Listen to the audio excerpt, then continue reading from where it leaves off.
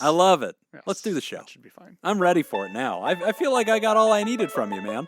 Thank Good. you. All right, You're the well- best personal trainer I've ever had. I didn't Yeah, realize I that's- was allowed to do that. Well, if that says much, but...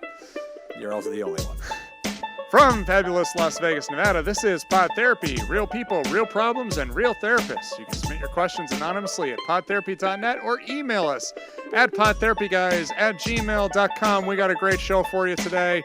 A bunch of stuff we're going to be talking about, and I didn't write a joke for today. Your so, sales is getting broadcasting better and better. from the churn. Amazing. That guy is Dr. Jim Jobin. I'm Nick Tangevin. It's time for some Pod Your Therapy. marketing talents astound me. It's Yeah. so good.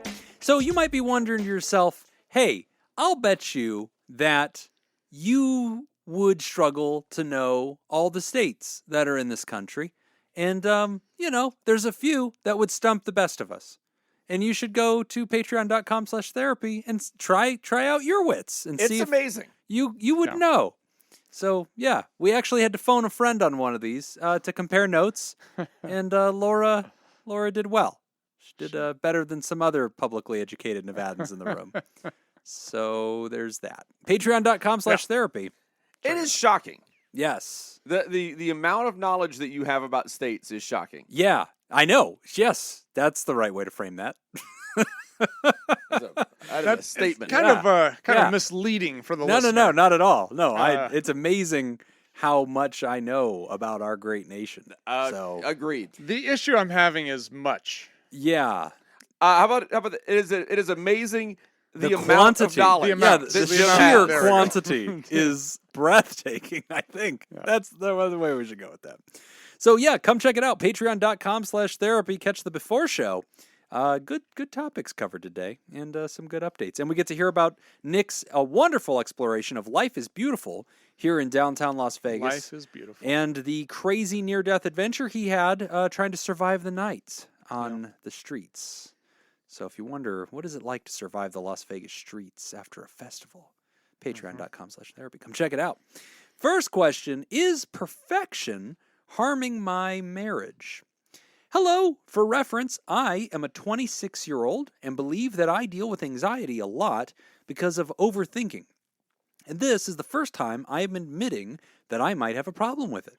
I've never talked to anyone about this, so you guys are the first. Hey, thank you, writer. Glad to hear that you're talking about it.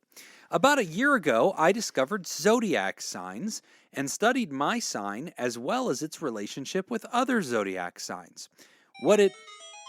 I got a text. What it told me it was the basic strengths, analytical thinking, keeping the peace and devoted, and weaknesses, perfectionist, worries a lot, critical, that I have known about myself for quite a while now.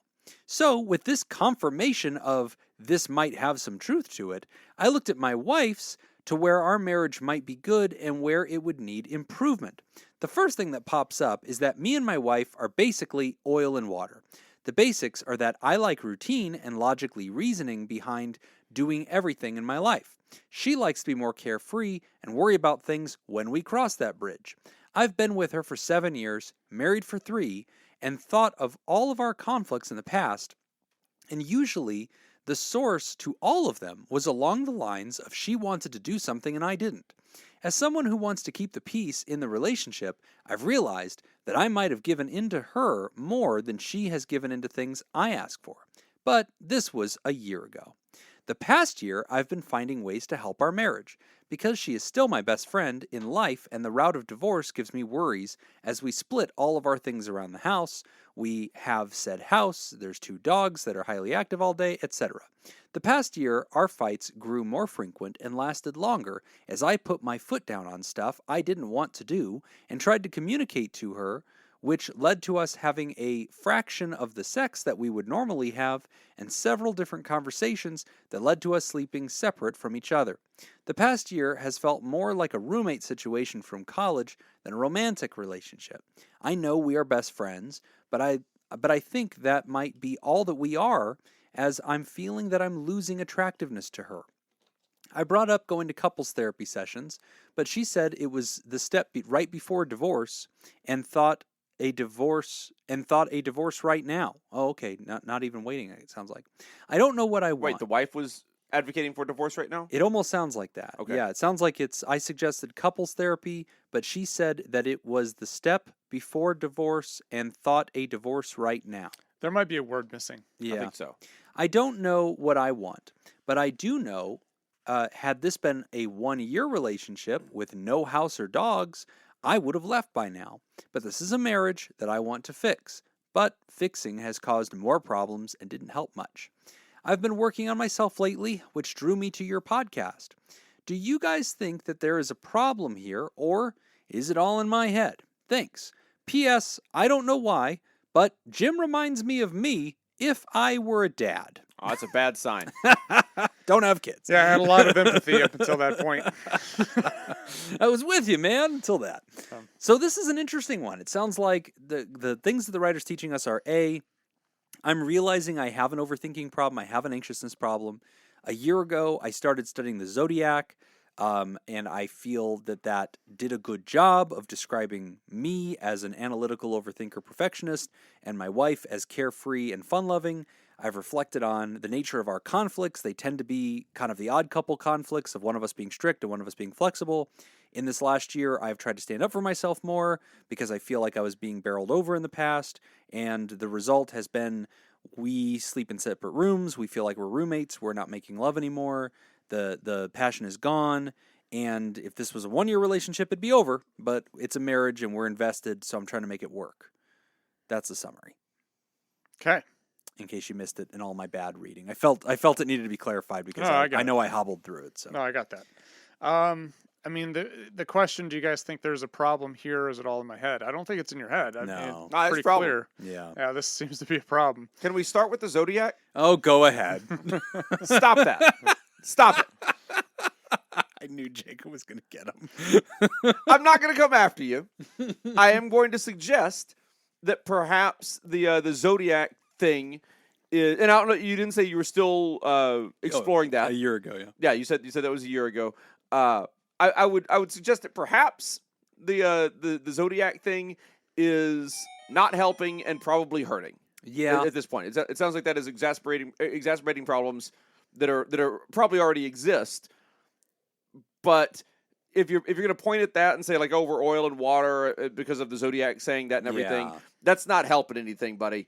I'd throw the Zodiac thing away. Probably. I would agree. I think sometimes that may Also, it's be... horseshit. Right. Man, he was very reserved. Primarily. He almost got through that. Primarily. But no, I think sometimes people become aware of situations because they look at stuff like that. Sure. But I would agree with you. I think once you've become aware of that, I don't think you're going to Awareness find... achieved. Yeah, you're not going to find any more clarity through Zodiac.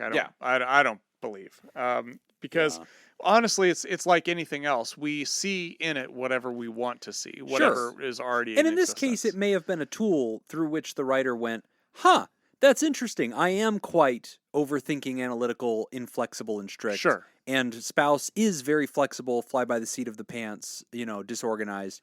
And that has been the nature of our conflict. Right. Fine. I'm good with it to the extent that it's a mirror that reveals things. Where I think it becomes unhelpful is if people look at it and then say, or if you make what decisions. does this predict about our relate? Like, no. Well, don't do that. The thing about the oil and water thing, Right. I mean, that's what I don't like about it. I don't want you having conclusions in your head that say the stars have predicted this won't work, because that now biases your ability to make differences because you think it's all predestined. Also, people are different. Sure. Discovering that people are different through the Zodiac is not a giant discovery. Right. You're different than other people. If that's it fine. did it, fine. Yep. So now we have to deal with this issue of standing up for myself because I felt like I was being bowled over and my wishes not being heeded very often. So it sounds like the writer's saying I was the conciliatory one. I was the one who was making, compromises. Then I read the Zodiac. I kind of got fired up and said, you know what? I realized that I'm always the one giving up. I'm going to stand my ground. And in the writer's interpretation, that has led to the problems that we're in today. Yeah. I mean, I think, going back to the differences, right? Because it seems like there's a lot of differences. You describe yourselves as oil and water. Sounds like you're much more reserved and she's much more outgoing and but also doesn't plan things out, whereas you're more of a planner. Sometimes relationships like this actually work because they bring out, these other components of the other person. You could balance each other out a little bit. Exactly. Yeah. Like, going back to what we were talking about in the Patreon part of the show, Geography? I went to Basic geography. It's advanced geography. Sometimes, That's clear. Sometimes you marry somebody that doesn't know where Minnesota is. There's or 50 states. That's a lot of states. Is Delaware even a state? You don't know, know. Point to 50 things But- and remember where they are in the room, okay? And then come I back could in do and that. name them. Shut Yeah. up. Nobody likes Anyway, but no, we were talking about me man. going to Life is Beautiful, the music festival. I probably wouldn't have done that if it wasn't for Laura. Right. Right. But it was That's true. Laura wanting to really wanting to go. So I'm like, okay. And I think that's a big part of being in a successful relationship is just understanding that there's going to be times that you're going to be outside your comfort zone and being willing to experiment with that outside your comfort zone. Yeah. As long as it's reciprocal. But it sounds like that's kind of the other issue here too. Is if you've got one person who is willing to make compromises and the other person is willing to accept the other person's compromises and not make their own, which may or may not be happening in this situation, but it kind of sounds like that's what the writer's alluding to. That's the big missing piece. So the writer says, listen, I'm 26. We've been together for 7 years. All right. Oh, I missed that. I missed that age. It's a pretty big nugget, like you got to appreciate That's that a big deal. you're becoming who you are. And like you and your spouse are entering, you guys literally entered adulthood together. Yeah. Okay. 7 years. You guys were high school sweethearts at like 18 years old or something, or about 18, 19, right? And so like, then you guys have been married for 3. So you guys got married at like, you were 23 years old. So I want to leave room for a couple of things. I want to leave room that neither of you is a finished human being. And I think that in the process of your 20s, you're also becoming and realizing about yourselves. And so this is allowed to be a fluid situation. You might look back in 2020 hindsight and say, no, it's always been this. I am X and she is Y. And I would be careful. I think Nick's right. Don't look at that and say, what I really need is somebody identical to myself. That's extremely rare. Sometimes you'll see couples that they are both cut from the exact same cloth. That works for them. More often it is the case that there's some things we have in common and there's some things we absolutely do not. And the point of the team is that, like Nick said, you can complement each other. The thing that's missing from this relationship that screams to me, and it's a shame that for some reason we're unable to get to couples therapy, I would want to sit down with a young couple like this, and I would just want to start going through healthy communication styles, identifying the differences, learning how to celebrate that, and then learning how you can meet the needs of your spouse, even though those needs are functionally different than yours, and how you can make decisions, because obviously it's a big part of it. The writer says a lot of our fights are, I want something one way, organized, planned, and whatever. Spouse wants something loose, relaxed, undefined, and then that's an impassable problem, right? Like now we have an issue, and now we're going to fight about it, and we're both unhappy. There's a communication style here that we can play with that involves expression of feelings first, and getting to the root of the thing and getting both spouses to understand that. And if we can get to empathy, which is usually what a couples therapist wants to do, then we can start reimagining how conversations happen. Right now, you have these conversations that result in sleeping in different rooms, feeling like a roommates, losing all passion to the point where there's a decay. Which, by the way, writer, that's how I perceive this. When you tell the story and you're like, and by the way, I'm suddenly feeling less attracted, I hear that and I don't think that's an independent problem. I think that's related to the chain of events, that we don't communicate well, we're having more fights. We're having more fights, we're spending more time apart. We're spending more time apart, we're sleeping in different rooms. We're sleeping in different rooms, we're not intimate anymore. And you know what? We're not intimate anymore. I don't even feel like I'm attracted to her anymore. Okay, that's not a mystery to me, man. Like that feels like a pretty obvious sequence. So where in that do we change things? And for me, it starts at the beginning of the chain. I want to get down to the communication. I want this couple to be trained better in the way that they're talking to each other. That's the big change. But we've got an impasse here because apparently it sounds like wife is saying, I think, we struggled with that sentence. The impression I get from that sentence is wife is saying couples therapy is the last thing you do before divorce. Either wife is saying, I don't even want to stall this, I want a divorce, or wife is saying, no, it's not as bad as you think it is, we don't need couples therapy, that's for people about to get divorced. That's how I interpret it. That sounds like, one. that's how it sounded. Oh, I interpreted the first way. Interesting. Yeah.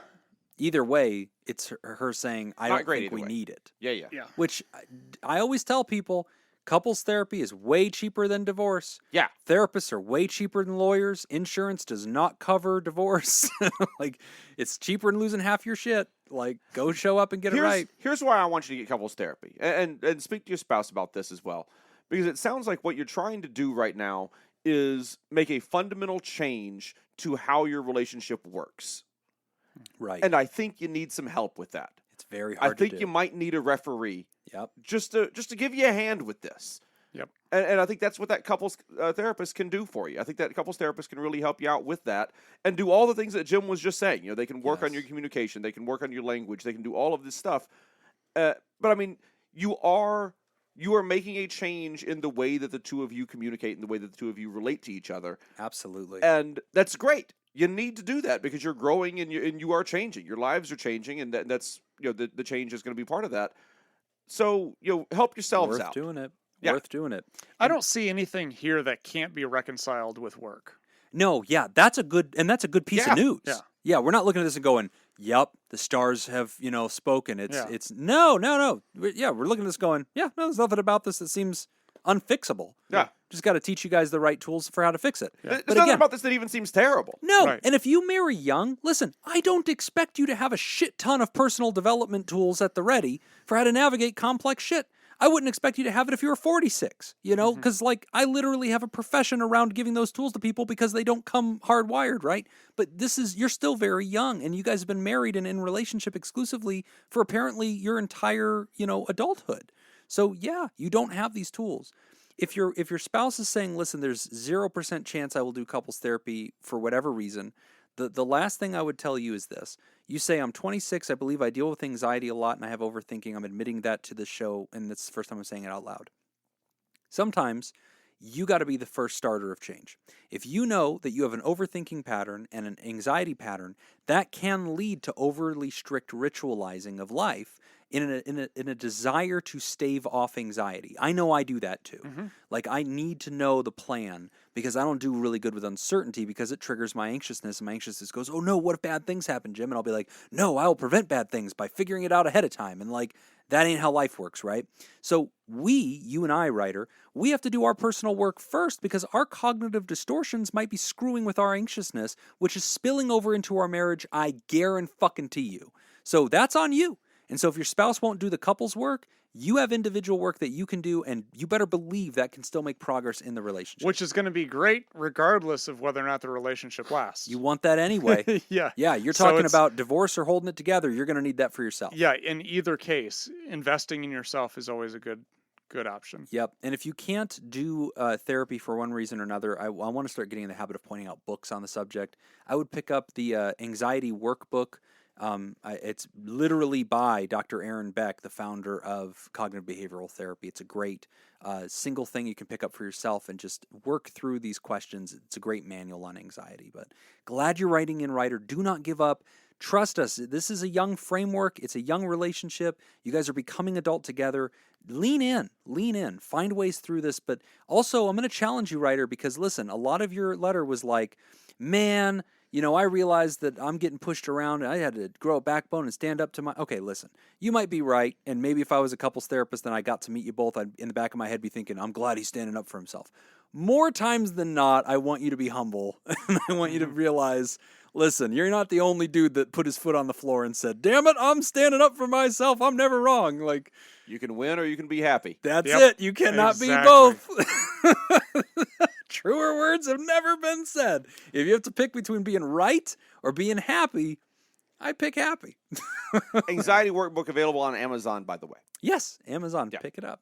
Great question. When we come back, we're going to take a quick break. And when we come back, we're going to talk about getting a new pet after a previous pet has passed. You're listening to Pod Therapy. Today's episode is brought to you by Smitty Scoop, Jake Smitty, Schneider, Jake. Carolyn Albert, Carolyn. and Kevin Chamberlain. Kevin. Would you like to sponsor the show? Become a Theraproducer at patreon.com/therapy. This week's trivia theme in honor of our Theraproducers. I actually had some state capitals lined up, but I think At this we've- point, I think you're just beating me. you're gonna. We just assume I think- that he yeah. loses. I Poking feel me like in the eye, I man. feel like you're gonna have to study up a little bit. We'll I come can back do to it in capitals. 6 months. No, you can't. Well, not where they're at. but I can Well, probably yeah. tell you. Oh, was that it? Oh, I can tell you like which state they belong to. Probably. I get it I by don't word think so. association. Is it multiple choice? I have a good shot of it. Multiple It's choice. not. Whatever. Okay. Whatever. Instead, we're going to do celebrity birthdays. Whoever guesses the closest to the celebrity's age wins. Okay. So on September 21st, 2021, which for us is tomorrow, Yeah. Bill Murray will be how many years old? Oh. If you'd like to join the Therapy Producers and make the show possible, go to patreon.com/therapy and sign up. Again, that's patreon.com/therapy. Price is Right Ghostbusters. rules or Ooh, yeah. closest at all rules? I think you should. let's go Don't do closest Price at is all. Right because it's going to be cutthroat. Yeah, Let's go with do closest by numerical count, Closest. up or down. All Sure. right, I like that. Sure. Okay. Sure. So Ghostbusters came out in like mid 80s, and he Yeah. was probably like 6-ish? yeah, and he's probably well into his 20s by that point. Actually, might even older. So let's go with a solid 30 in 1985. So then you got to add him 35 more years. 65. That feels too young for Murray.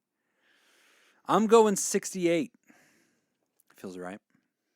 69. Oh shit. I'm taking the over. Well, yeah, and it's just a good number Yeah. to have picked. Shame on me for not going for it. Jacob wins 71. All right. Bill Murray Oh. turned 71 on September Oh, 21st. happy Happy birthday. birthday, Bill. Yeah. Well, I know he's a listener of the show. Yes. My favorite thing about watching Cubs baseball games is just the obligatory panning to Bill Murray. He's always in the crowd somewhere. They just zoom in on Bill. He's just sitting there eating a hot dog. And it's like, oh, it's Mr. Murray doing the damn thing. All right, good question here. This one, man, it's very relatable. Getting a new pet after a previous pet's death. Hey, Pod Therapy Guys and life coach Jacob. Hey. I recently lost my cat that my wife and I had raised from a kitten for almost 20 years. I hope you find it. I have a feeling they will not.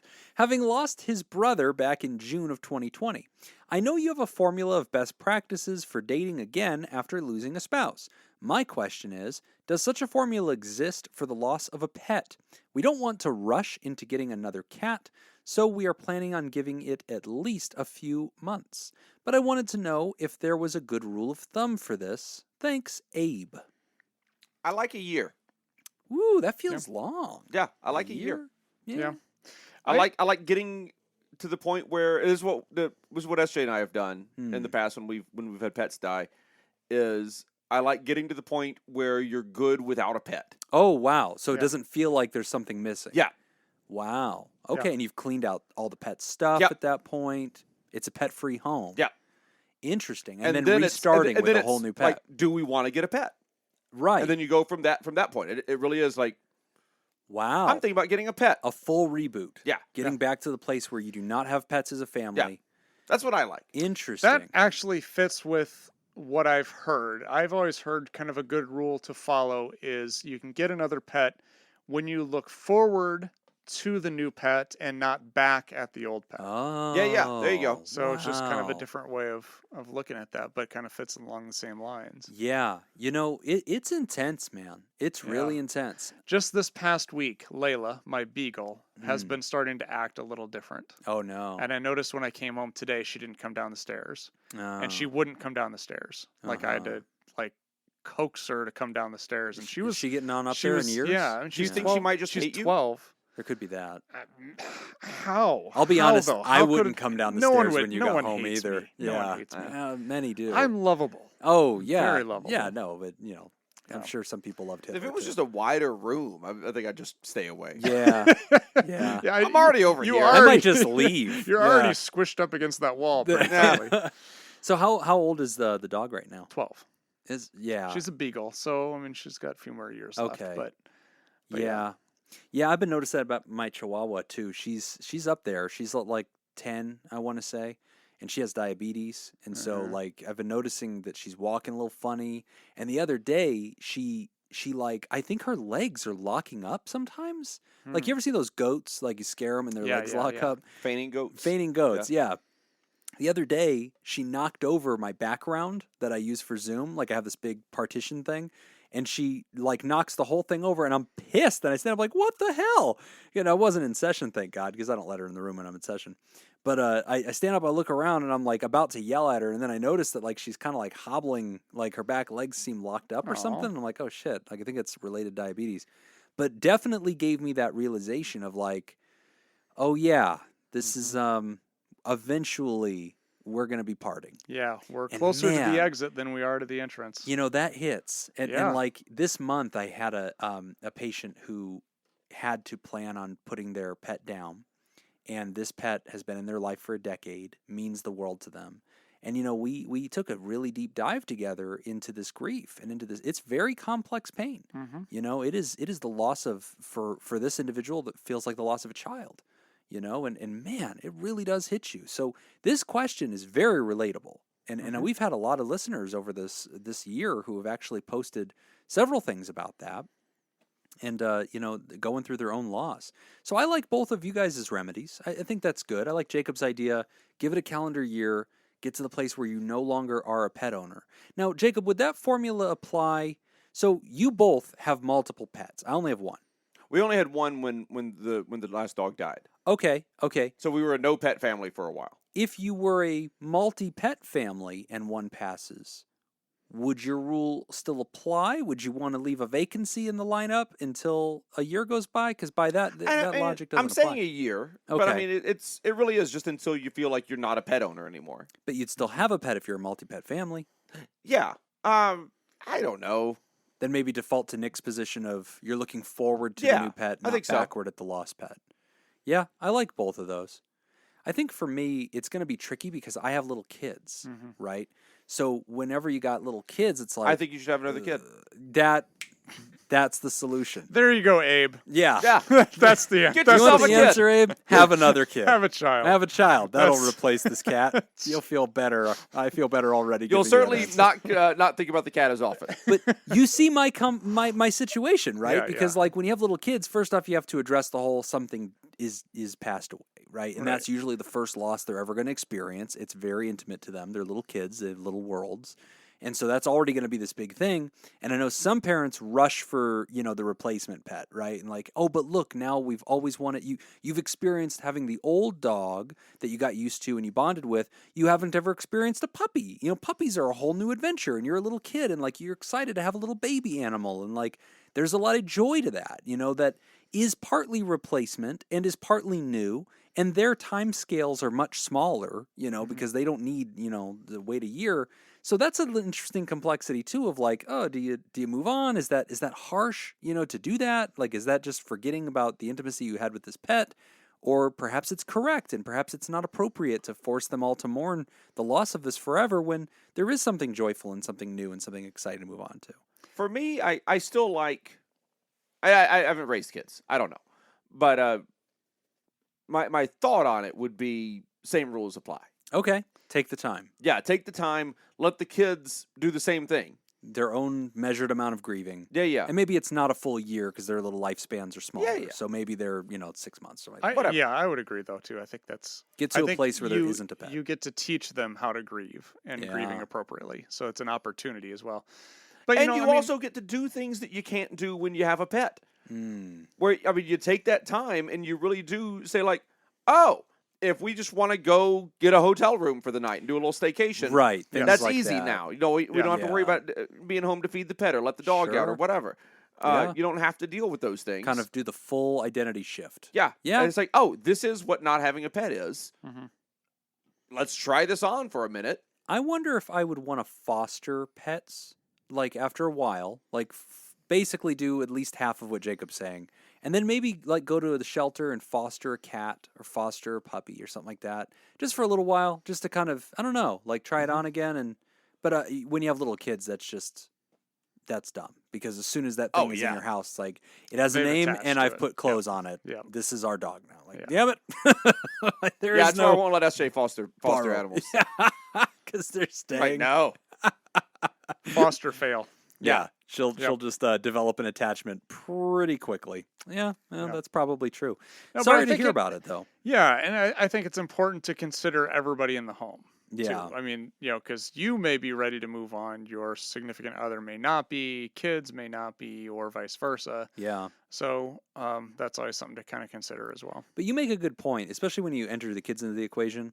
I think I would, as a parent, any parent I think is very naturally tempted to just make it better as fast as you can. Mm-hmm. You want your kids happy.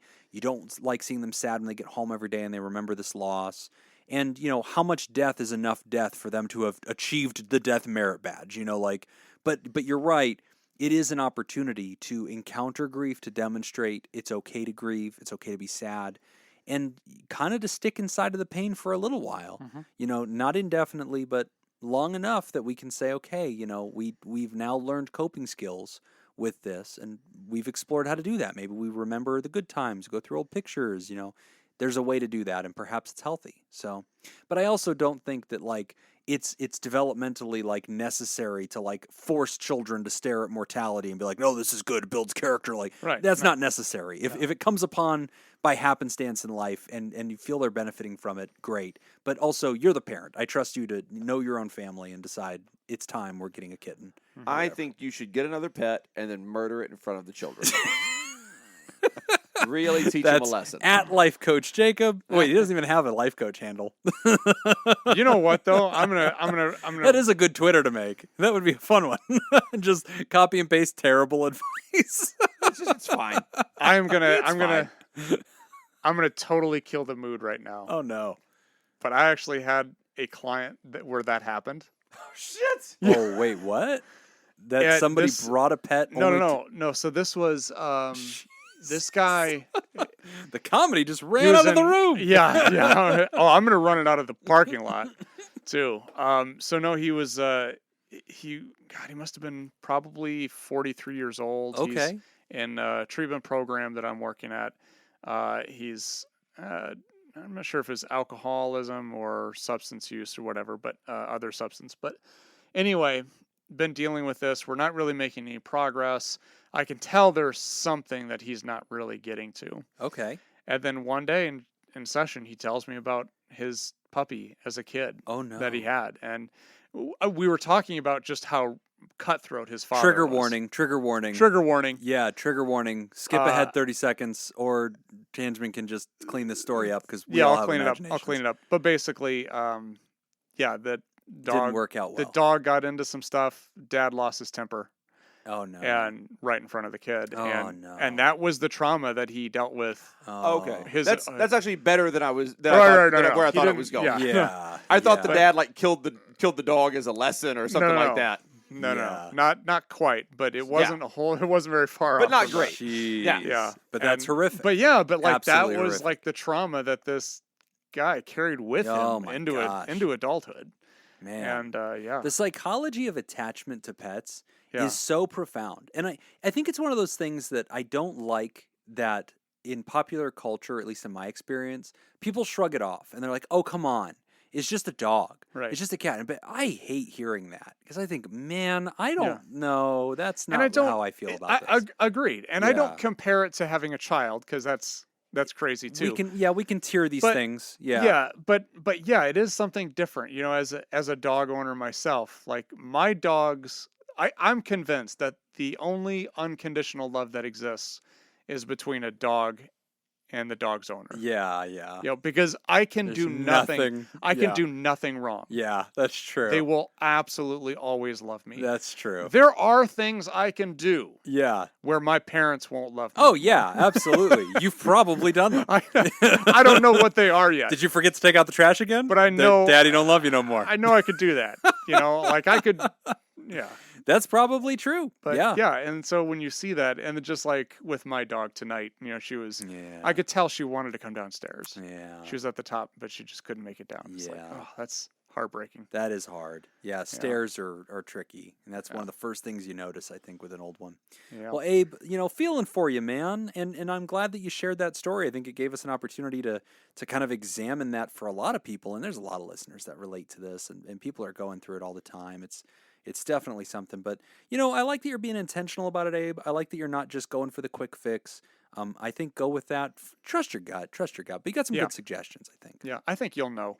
You'll know. Yeah, you'll know when it's time and when you're ready. And hey, I like that mentality. So Yeah, Being I mean, intentional about it. when my older dog, I had a Lab Rottweiler mix, Mm. and then when we had to put her down, and then we had Layla, our beagle. Mm-hmm. So she was the only dog for a while, Mm-hmm. and so it was nice to kind of be a one dog family for a minute. Sure. So we kind of got used to that. But Well, and that's another thing, though. Sometimes we don't take into account that the other pet may be grieving yes, the loss pets of its do- partner. Yeah, Yeah. pets do grieve, so Yeah. that's something to consider. And I but- know some people will go both ways with that, where they'll think, "Oh, let me get another animal to partner with Yeah. my pet." Yeah, Sometimes that and backfires yeah, too. that doesn't always go over very well. No. Yeah, So it's a very complex situation. definitely. Pet therapy, that's going to be the next annex that I add to my entire portfolio. I think that would be a good podcast. Pet therapy. It probably would. It would be a good vlog if we could make it where we're like Jack Hanna and just people Yeah. bring in their pets and we just hang out with dogs or whatever and people's animals and parrots and shit. Yeah. That'd be fun. That would be fun. And a time suck. We ain't got time for that Yeah. shit. We're going to take a quick break. We're not doing and that. When we come back, I just got vetoed by the studio owner. Whatever. No. Old man Jacob Nope. don't want to deal with all the bird shit. Get off my lawn. We're going to take a quick break. When we come back, we're going to talk about helping a friend in an abusive relationship. You're listening to Pod Therapy. Today's episode is brought to you by Smitty Scoop, Jake Schneider, Carolyn Albert, and Kevin Chamberlain. Would you like to sponsor the show? Become a therapy producer at patreon.com/therapy. 69, final answer. Nope. Not even close. Oh, who's the celebrity? All right, the next celebrity is on September 2nd of this year, Salma Hayek Ooh. celebrated which birthday? Oh. If you'd like to join the therapy producers and make the show possible, go to Oh. patreon.com/therapy and sign Salma up. Again, Hayek. that's patreon.com/therapy. Oh, that was my first big celebrity crush. All right, so I'll you're- bet I know what movie. Oh, of course you do. From Dusk Till Dawn. Hell yeah. Yeah. Oh, every pubescent boy. It Yeah. just ruined us. Oh, those hips do not lie. I don't even care that she was a bad person in the movie. I don't care. She danced with a snake, God damn it. Yeah. That woman. That woman. She wasn't a bad person. She was just being herself. That's true.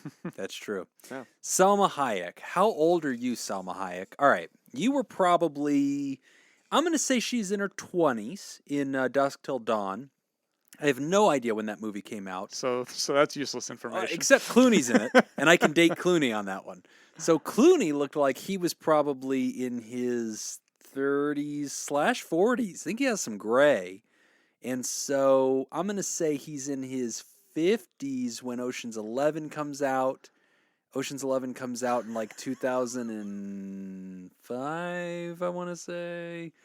2006. So I'm going to say go 10 under that. You've probably got Salma Hayek at 20 years old, probably around 2000. So now you got to add, what year are we in? 21? Got to throw in 21 more years. I say she's a solid 40. I'm going to give her a little bit more on top. 47. I'm going 47. Man, I feel like it's high. I'm going 45. It's probably not 46. They'll split the difference. Oh, there you go. 46. Oh. All right.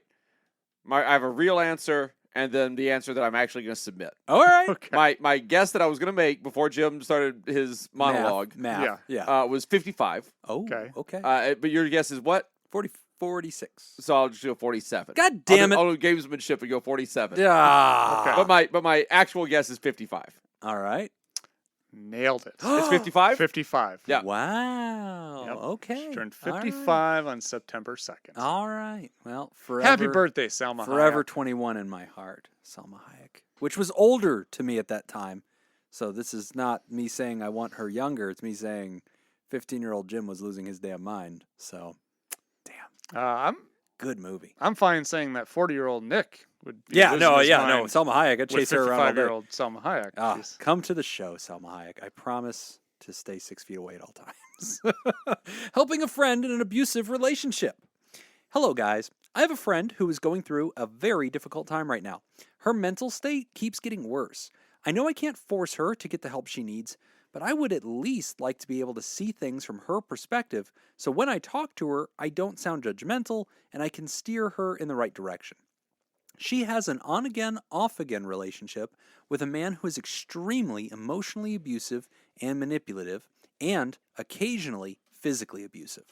Every time they break up, he tells her he is going to kill himself if she doesn't get back together with him. Yikes. And she usually does go back to him. She actually seemed to be doing well for the last several months, though. They had broken up, and she started seeing someone new who was incredibly kind. This past week, she suddenly had a seizure, which has never happened before. Afterward, she had slurred and slower speech for a couple of days. The doctor found nothing in her MRI, though. Her speech seems to be better now, but today she had a bit of a breakdown. She broke up with the new boyfriend and got back together with the old one. She decided to stop taking her Zoloft. She threw them all away. She decided to not go to any more doctor's appointments to find out the cause of the seizure. Her mother was at her house, helping her with the medical issues, and she, the friend, told her mom to leave, and that all of her physical and mental problems are the mom's fault. To my knowledge, they've always had a great relationship, the mom, so this is strange. She went to the abusive boyfriend's house, and now she won't respond to anyone because she said, "We are not supportive and we're all too judgmental." Sorry if you've covered this on a past episode, but I'm curious to know about the psychology of people going back to abusive relationships. Also, could the seizure she had be causing this sudden shift in behavior? Thank you so much in advance, and sorry this is so long. Not sure if it matters in this case, but my pronouns are she and her. Okay. We haven't really talked about this. Mm-hmm. 3 years on the show. I don't think we've ever really had a question like this. Yeah. All right, so let's. I guess the first thing I would address the whole seizure being responsible for the sudden change of behavior. Yeah. I don't know. Mm. That's a tough question. I Yeah. don't think we have enough information to really be able to make any kind of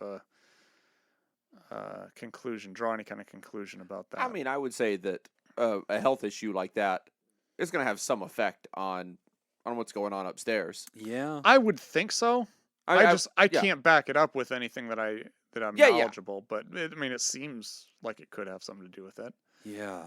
But everything else, aside from the seizure, everything else that you're describing is textbook, abusive relationship. Yeah. A lot of it is manipulation. The whole thing about, I'll kill myself if you don't, come back to me. And then the, turning the person against all of their support system, creating isolation is absolutely within that, the textbook of the abuser, to say, well, they're not supportive of you. They don't really love you. They're so judgmental, and basically isolating them away from other people who could be supportive. That's very common in abusive relationships as well. There's one thing that I would want you to take a look at. It's not really,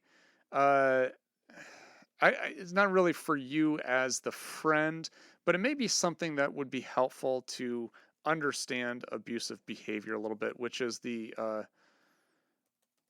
Duluth Power and Control Wheel. Hey, it's our favorite kinky sex game. Yeah, no, it's not that. Oh. If you go to theduluthmodel.org, you'll see the Power and Control Wheel. And so it's a wheel, and it's broken down into 8 different pies sections, and each one kind of talks about a specific way that an abuser can attempt to create power or maintain power and control over the other person. Right.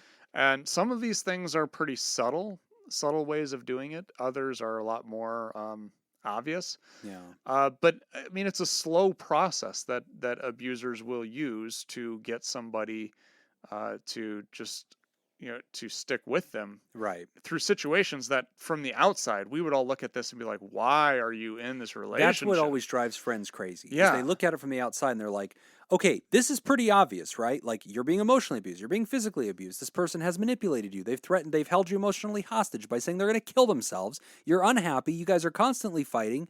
Walk away, right? Yeah. But that's the complexity of this, like, Stockholm syndrome that occurs, or, some people have used the unkind term battered wife syndrome, where there is this trauma bond that can form, and that wheel talks, and again, one of the things I don't like about that wheel and the discussion of abusers it accidentally frames it as if they are some kind of criminal mastermind who knows what they're doing, and they're not. It's just toxic, broken people behave in pretty patterned ways, and we can draw a map and say, hey, this is what we'll usually see, and here's the effect it has on you.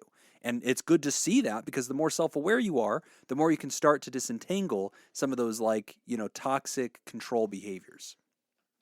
Yeah, I mean, yeah, not that this is obviously the the abuser themselves doesn't just Google how do I control people and then they find this wheel and be like, Right. and they're filled with Haha! ideas. Yeah, this is No, it's game plan. It's descriptive, not prescriptive. Is it bad that I was just thinking like, oh, I could just look at this wheel? And Yeah.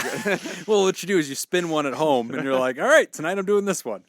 I'm going to gaslight you until you make me dinner. No, but I think the way that this would be useful for the writer is it's a way to look at this and understand a little bit about like small, subtle things that happen in a relationship in which power and control is established. Right. And once that subtle thing happens, it can just kind of slowly filter into other areas. Right. Even like really, really little things, like we said with isolation, and just saying like, well, you went out with your friends, you've been hanging out with your friends a lot. Why don't you stay home? And that in and of itself isn't bad, but if that pattern kind of continues and it's just now you never get to go be around your friends, you never get to go be around your family, it is a way to kind of create that separation and like, okay, you're with me now. It's good guys versus bad guys. Right. Good guys are here, bad guys are out there. And it does influence the other person in that relationship to kind of stay in that relationship. So I have a lot of bullet points on this thing. Okay. Because there's a lot of pieces of this I want to comment on. So I want to kind of go in reverse order. First, I want to talk about how you can help somebody in this position. And I want to talk about what a therapist is going to do. I want to talk about the seizure thing because there's kind of a smoking gun here that I want to point out. That's probably not it, but it's worth commenting on because all the pieces of the puzzle are kind of in the same letter, so I may as well speak to it. And then I kind of want to talk about the causes of what your friend is going through. So let's talk a little bit about how you can respond. So first thing I want everybody to notice how amazingly difficult it is to get somebody to realize that change is necessary. A lot of people falsely think, oh, if I just tell them that they're with a piece of garbage, they're just going to go, oh, thank you. You're right, friend. I'm out. Like, why didn't you tell me that earlier? Nope. What's happening? Your friend is saying, you guys are all judgmental. You guys don't support me. You don't appreciate me. And they dig deeper into problematic behavior, right? I just want to point that out because as therapists, sometimes it really frustrates other people that are not the patient. I had this, just not very long ago in my career where the spouse of a patient showed up and said, hi, I want to talk to you about the progress you're making with my spouse. I said, okay, what's up? They said, well, I think you need to tell them that they're wrong about X, Y, and Z. It's obvious bad behavior. You know that. I know that. You need to say it, and that'll change it. And I had to help them understand, like, so what's happened when you've said that to them? Well, they jerk away and say that I don't understand them. Okay, do you think if I say it, like, do I have some kind of magic authority? Like, no, it doesn't matter who you are. You obviously have earned the right to speak to this person more than I ever have. It doesn't matter that I have some fancy name. It doesn't matter. Like, at the end of the day, Jobin doesn't sound fancy. Jobin. So, yeah, it doesn't matter. So, it's a very subtle art to helping people change. And you didn't do anything wrong, right? Or I get it. Like, you're the friend. You're gonna speak straight, and the mom's gonna speak straight. But I just want us to notice how, okay, they say you're not supportive, you're judgmental. So the first step that we want to do is exactly what you started your letter with, saying, guys, I need some coaching here. I'm struggling to empathize, right? So I'm asking you to help me see it from their perspective. And I'm glad that's your question because that's actually the route to helping them. Starting with a place of saying, listen, I know why you would do this. I know why you're going back to this person. And I understand it, even if I also worry about it, right? You're not crazy. You're not a monster. You're not dumb. You're not foolish. I get it. And I also think you're better than this. And I do think that there's a bigger story here. So what are some of those empathic reasons? If I was talking to this person, I'd say, listen, I think I understand why you're back with him. Yeah, Jim, why do you think I'm back with him? Well, first off, you just had an amazingly scary health crisis. And you've spent a long time with your former boyfriend, and you guys have been on and off throughout a lot. So there's a sense of comfort. The new guy might be nice, but the new guy doesn't have the history. The new guy hasn't been your person, your caretaker, this like other half. And when you have something really scary happen, yeah, I think it makes sense to go back to the most familiar things. Humans seek familiarity to comfort them when they're in a scary health crisis. It's why we go get blankies. It's why we go get chicken noodle soup that mom used to make. It's why a lot of us go to our mothers and like want attention or something that makes us feel safe. We want familiarity. Regardless of whether or not it's healthy. Even if it's not healthy, we want it anyway, right? The devil you know is better than the devil you don't. Yep. And you know, your mama may have made you grilled cheese whenever you were sick, and even though right now dairy is forbidden in this particular illness, you'll make yourself damn grilled cheese because that's what mama used to make and it makes me feel better, right? So humans pursue familiar things even if it's unhealthy. That makes a lot of sense in this case. And so it transcends logic, right? That, I think, is the most obvious to me explainer because the sequence of events involves the seizure. Before that, you have the power wheel, and you have abuse cycles. You have Stockholm syndrome, which involves like attaching to an abuser and almost wanting their approval. And so continuously going back and supporting them and being loyal to them, even though they don't deserve it, they haven't earned it, right? So what can you do? You start with empathy, you try to understand them, and then over time, the same problems that caused them to break up in the first place are gonna happen again, writer. That train is never late. That cycle has happened. It has repeated a million times. One of Nick's best sayings that I've ever heard him say, the best predictor of the future is the past. They are very likely going to manifest again. So all you have to do as a friend is just say, listen, I'm here for you. I support you. I get it. You're not crazy. I don't think this is the right thing to do, but it's also not my place to decide for you. So I'm your friend and I'm here for you no matter what. Why do I want you to take that position? Because I want your friend to feel it's safe to come back to you when inevitably her horrible monster boyfriend starts mistreating her again. I don't want her to have to sit on that egg. I don't want her to have to keep it a secret. I want her to come to you because she can't talk to mom, and I want her to be able to express to you her struggle. And when that happens, writer, I do not want you standing by with an I told you so. I want you standing by with, I'm here for you. How can I support you? It's safe to tell me these things. Don't worry. I'm not going to jump to conclusions. I'm here for you. That is the path that ultimately leads toward change. That's what happened the first time for your friend. So that would be the empathy cycle that I would advise and how I would want you on standby to support them. Now, quick little note. I don't know what caused this seizure, but I will point something out. The only two clues I have are she had a seizure, she's never had that before. The symptom or the effects of the seizure appear to have been temporary but noticeable, and she was on sertraline. So there is a condition that can occur called serotonin syndrome. Or in the letter you called it Zoloft. It's generic for sertraline. So sertraline is an SSRI, a selective serotonin reuptake inhibitor. It's a class of that many antidepressants and anti-anxiety medicines are in. And there are other types of medicines, SNRIs, that involve the same kind of strategy in the brain. But there can be a situation where a person has too much serotonin medicine in their regimen. I've had a patient where this happened. And sometimes different prescribers are not checking each other's notes. There's multiple medicines that utilize serotonin. It would be very unlikely that a person would have serotonin syndrome from one medicine like Zoloft because you'd have to prescribe a crap ton of it, and the prescriber's obviously not going to go that far off label recommendation. But it is possible that a person had too much serotonin in their system, and that can cause serotonin syndrome, which involves having seizures. So I don't think that's what happened to your friend because obviously there are doctors involved and that would have been looked at, especially when they noticed her medications. They would have wondered what she's on. But because we mentioned Zoloft and a seizure in the same question and then that the friend stopped taking the Zoloft, just as a public service announcement, it's always good to cross-examine all the medicines that you're on. Make sure that whoever's prescribing you a mental health medicine has a full list of everything you're on, including the doses, including any herbal supplements or vitamins or things like that you're on. Make sure that they have the full list. And remember, you can also go to Prescription Checker. Just Google it, just Prescription Checker. You can type in every medicine that you take and the milligrams, and then click search, and it will tell you if there's any kind of overlaps or problems. I had one patient do that and realize they were at high risk for serotonin syndrome. So that can happen. It's one of the side effects that can happen with too much serotonin. So possibly that. But that would be my advice on that one. Good stuff. Great question, writer. Thank you for writing in. Thank you for being a good friend. Thank you for trying and being supportive. I love what you're doing. Do more of it. And glad that you're in this person's life. Yeah, I mean, I think all you can really do is just be there. That's it. And, Default to cheerleader, yep. as I've always said. Among all the other quotes I've thrown out today, which are definitely trademark Jim. Right. End of the show. If you have subscribed to our Patreon at patreon.com/therapy since Monday, September 20th, when we are recording this, then we didn't catch it, obviously, because we are in the past.